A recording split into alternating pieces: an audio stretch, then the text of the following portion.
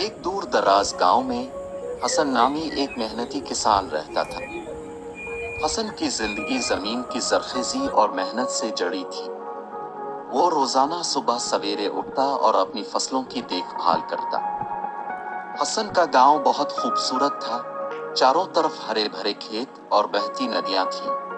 हसन के पास एक छोटा सा खेत था जहां वो गंदम, चावल और सब्जियां उगाता था।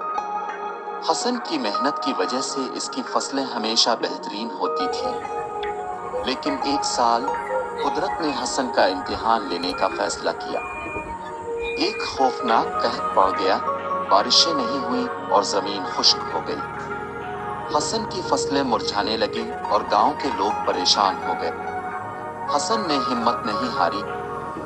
उसने अपने दोस्तों से मशवरा किया और फैसला किया कि वो अपनी जमीन को बचाने के लिए एक नया तरीका अपनाएगा। हसन ने एक पुराने कुनवे की सफाई की और इसे दोबारा काबिल इस्तेमाल बनाया। उसने गांव वालों को भी पानी की बचत और स्मार्ट फार्मिंग के तरीके सिखाए। हसन की मेहनत और नेकी की वजह से गांव वालों ने इसकी मदद की। सब ने मिलकर कुनवे का पानी खेतों तक पहुंचाने के लिए एक नया निजाम बनाया। इसकी मदद से न सिर्फ हसन की फसलें बल्कि पूरे गांव की फसलें दोबारा हरी भरी हो गई।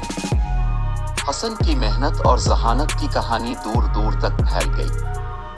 गांव के लोग हसन की तारीफ करते नहीं थकते थे। सब ने मिलकर एक जश्न मनाया और हसन को मेहनती किसान का लक़ब दिया।